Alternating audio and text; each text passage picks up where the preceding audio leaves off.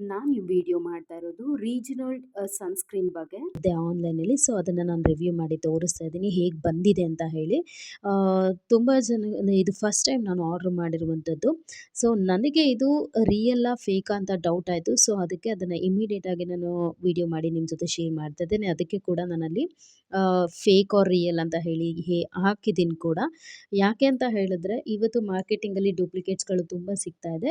But ನನಗೆ receive ಆಗಿರೋದು ಯಾಕೋ ನನಗೆ ತುಂಬಾ ಡೌಟ್ ಆಯಿತು. ಸೊ ಹಾಗಾಗಿ ಅದನ್ನು ನಾನು ನಿಮ್ಮ ಜೊತೆ ಶೇರ್ ಮಾಡ್ತಾ ಇದ್ದೀನಿ. ಇದನ್ನು ಯೂಸ್ ಮಾಡಿದವರು ದಯವಿಟ್ಟು ಕಮೆಂಟ್ ಮಾಡಿ. ನಾನು ಯೂಸ್ ಮಾಡೋಕ್ಕೆ ಮುಂಚೆ ಇದನ್ನು ಟೆಸ್ಟ್ ಮಾಡಿಸಿ ಅಥವಾ ಚೆಕ್ ಮಾಡಿಸಿ ಯೂಸ್ ಮಾಡೋದಕ್ಕೆ ಟ್ರೈ ಮಾಡ್ತೀನಿ. ರೀಗನಲ್ಡ್ ಮೆನ್ ಸನ್ಸ್ಕ್ರೀನ್ ಅಂತ ಹೇಳಿ ಒಂದು ಪ್ಯಾಕೇಜಿಂಗಲ್ಲಿ ಬಂದಿತ್ತು. ಸೊ ಇದು ಯಾವುದೇ ರೀತಿಯಾದಂಥ ಹೊರಗಡೆ ಪ್ಯಾಕೇಜ್ ಯಾವ ಥರ ಏನೂ ಇರಲಿಲ್ಲ. ಈ ಥರ ಔಟ್ಪುಟ್ ಬಂದಿದ್ದೆ ಜಸ್ಟ್ ಡೈರೆಕ್ಟಾಗಿ ಪ್ರಾಡಕ್ಟನ್ನು ಕೊಟ್ಟಿದ್ರು, ರೀಗನಲ್ಡ್ ಮೆನ್ ಸನ್ಸ್ಕ್ರೀನ್ ಅಂತ.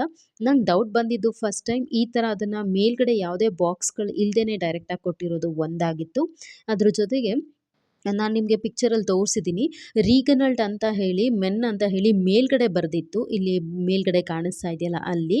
ಬಟ್ ಇಲ್ಲಿ ಸನ್ಸ್ಕ್ರೀನ್ ಅನ್ನೋದು ಮೇಲ್ಗಡೆ ಬರೆದಿದೆ. ಇನ್ನು ಕೆಳಗಡೆ ರೀಗನಲ್ಡ್ ಮೆನ್ ಅಂತ ಹೇಳಿ ಬರೆದಿದೆ.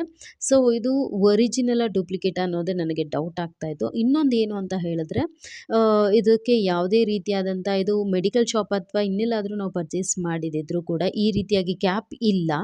ಸೊ ಇದೊಂದು ಸ್ವಲ್ಪ ನನಗೆ ಯಾಕೋ ಯೂಸ್ ಮಾಡೋಕ್ಕೆ ಮುಂಚೆನೇ ಓಪನ್ ಮಾಡ್ತಿದ್ದಂಗೆ ಸ್ವಲ್ಪ ಡೌಟ್ ಆಯಿತು. ಸೊ ಅದಕ್ಕೋಸ್ಕರ ತೋರಿಸ್ತಾ ಇದ್ದೀನಿ. ಅಲ್ಲಿ ನೋಡಿ, ಅಲ್ಲಿ ಮೇಲ್ಗಡೆ ಸನ್ಸ್ಕ್ರೀನ್ ಅಂತ ಬರೆದಿದೆ, ಕೆಳಗಡೆ ರೀಗನಲ್ಡ್ ಮೆನ್ ಅಂತ ಹೇಳಿ ಬರೆದಿದೆ.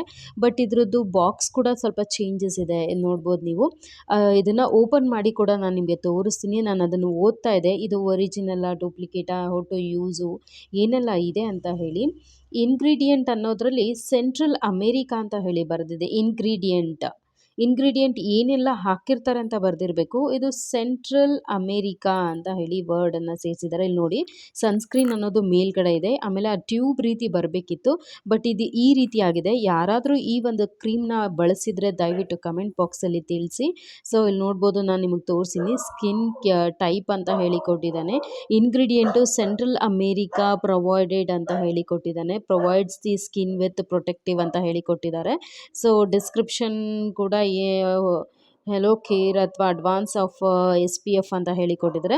ಸೊ ದಯವಿಟ್ಟು ಆದಷ್ಟು ಬೇಗ ಯಾರು ಇದನ್ನು ಯೂಸ್ ಮಾಡ್ತಾಯಿದ್ರು ಕಮೆಂಟ್ ಬಾಕ್ಸಲ್ಲಿ ತಿಳಿಸಿ. ಇದು ಒರಿಜಿನಲ್ಲ ಅಥವಾ ಡೂಪ್ಲಿಕೇಟ್ ಅಂತ ಹೇಳಿ. ಈ ಥರ ಪರ್ಚೇಸ್ ಮಾಡೋರಿಗೆ, ನಂತರ ಹೊಸದಾಗಿ ಪರ್ಚೇಸ್ ಮಾಡೋರಿಗೆ ಹೆಲ್ಪ್ ಆಗುತ್ತೆ. ಸೊ ಮತ್ತೆ ಸಿಗುವ, ಕಮೆಂಟ್ ಮಾಡಿ.